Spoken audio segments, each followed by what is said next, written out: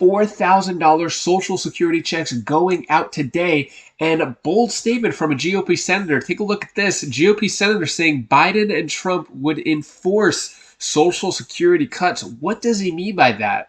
No, in our proposal, we actually created a trust fund separate from an investment fund separate from the Social Security Trust Fund.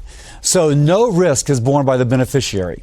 She is going to be able to, we're going to repeal that law that says she gets a 24% cut, and we'll use the money here to offset whatever borrowing is required to pay her in her benefits until it's fully. I'm going to play the full video clip of what he's saying and why you should pay attention to that, because when it comes to your Social Security, I'm sure you do not want to cut. But what does it mean by Biden and Trump would enforce Social Security cuts? I'm going to play that full video clip, let you know what's going on there. I'll let you know who is getting these Social Security checks today, arriving today, and I'll give you some other important updates as well. Before I dive into the main content, if you appreciate these Social Security updates, hit the like button and subscribe to the channel for more Social Security updates. And this video is sponsored by my company, WiseCent.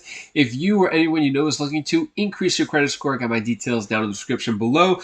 Social Security update: who receives $4,873 this week? Well, today, March 20th, is a special day for a select group of Social Security recipients because they are receiving their check, whether in the mail, so check your mailbox, or direct deposit, check your bank account. If you're expecting it today, if your birthday is between the 11th and the 20th, you should see your check deposited today, Wednesday, March 20th. So the $4,873, that's the max amount that some could get, and it all depends on whatever you got last month is how much you're going to get today, this month, or whenever you're going to get it. Moving on, let's talk about this. GOP Senator Biden and Trump would enforce Social Security cuts. So this is coming from GOP Senator Bill Cassidy, who's been making his rounds lately talking about Social Security. He's basically the poster boy for the GOP when talking about Social Security. He's put out some bills, some legislation. None of them passed, but he's also spoken a lot about what needs to be done for Social Security. Very interesting concepts here. So Senator Bill Cassidy laid into President Biden and former President Trump on Thursday, accusing both of not having a real plan to save Social Security. So interesting how he's taking a dig at both Biden and Trump. So basically saying this: there is a lot you can do in terms of, Trump said this: there's a lot you can do in terms of entitlements, in terms of cutting. So that remark there, not really referring to the Social Security benefits, but more the administration. What was said here by Cassidy: first, Joe Biden's plan, which has no political chance of passing whatsoever, will result in a 24% cut to Social Security, period. That's under current law. And frankly, Trump doesn't have a real plan either. So you're not going to want to miss this interview. Take a look at what he has to say here. Let me ask you about former Vice President Mike Pence. As you know, he made a lot of headlines at the end of this week when he came out and said he's not going to endorse his former boss, Donald Trump. It comes as a number of Trump critics, from Mitch McConnell to Chris Sununu, Brian Kemp, have said they are going to endorse Donald Trump. I know you've gotten this question a lot, but now that he's the presumptive nominee, I have to ask, will you endorse Donald Trump, Senator? I'm smiling because this keeps my streak unbroken on Meet the Press, where I'm asked a question either this or similar to that. In fact, my staff had an over-under as to how long it would take. At this point, all I will say is that I plan to vote for a Republican for the presidency of the United States. Well, I have to continue the streak and ask you a couple of follow-ups to try to get an answer out of you, Senator. Just again, will you endorse him? Well, you have an answer. Are you ruling it out? I didn't hear you say yes, you're going to endorse him. Again, no, the answer I'm going to give, and the answer I've given consistently whenever asked on this on Meet the Press, is that I plan to vote for a Republican for the presidency of the United States. You haven't endorsed him yet. Do you have any plans? And I've answered this question so many times before, by the way. I've answered this question so many times before. Every show wants it on their show, but anyway, that's my answer. I hear you. This week's a little different because he did just become the presumptive nominee. So you don't have any plans right now to endorse him. You plan to endorse and vote for, as you say, a Republican. Will you vote for Donald Trump? Or are you going to write in a name? Really good, Kristen. But I plan to vote for a Republican for the presidency of the United States. You're not going to tell us. Would you rule out voting for Donald Trump? Let me ask you that.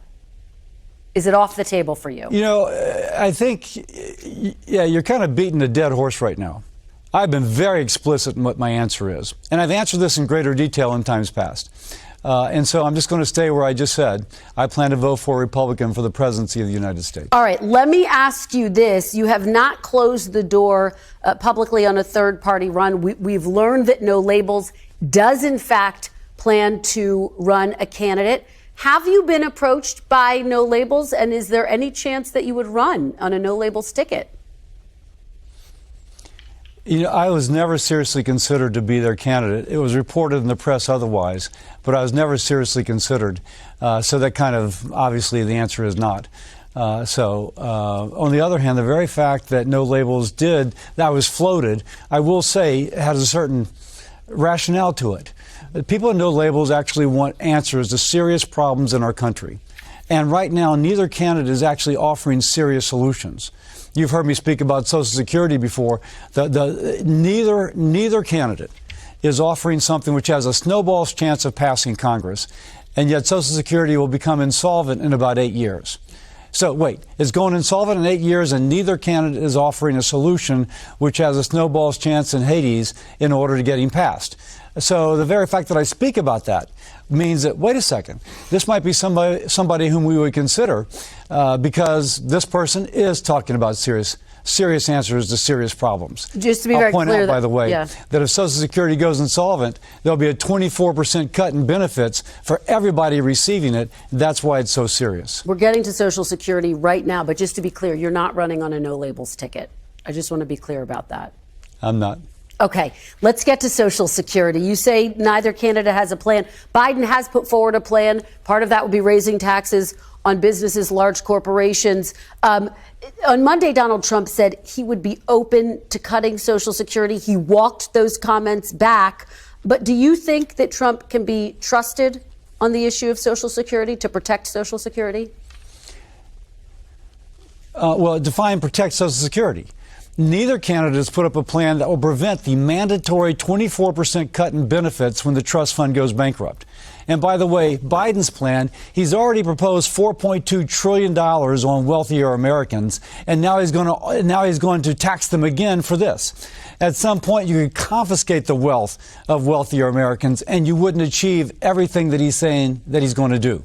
This is kind of like his go-to. I'm going to tax wealthier Americans to fill in the blank.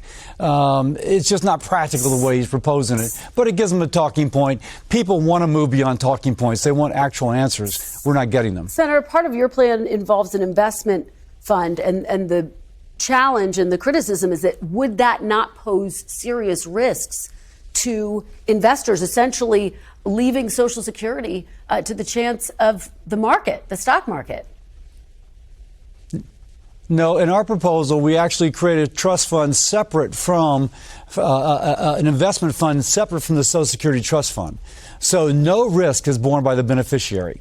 She is going to be able to, we're going to repeal that law that says she gets a 24% cut, and we'll use the money here to offset whatever borrowing is required to pay her in her benefits until it's fully kind of accounted for. And so we actually know exposure. And if you look at the stock market returns since 1929, it's averaged 8.5% return. And so, yeah, there might be some time in the future where it dips down, but history shows that it increases back up. And by the way, this is what every pension fund almost in the world does, except for Social Security. We need to follow best practices. What are your thoughts on what Senator Bill Cassidy has to say. Do you agree, disagree when it comes to your Social Security? Let me know down in the comments below. And that is all the news that I have for you today to hopefully brighten your day a bit. Here's my daughter Bella's tip of the day.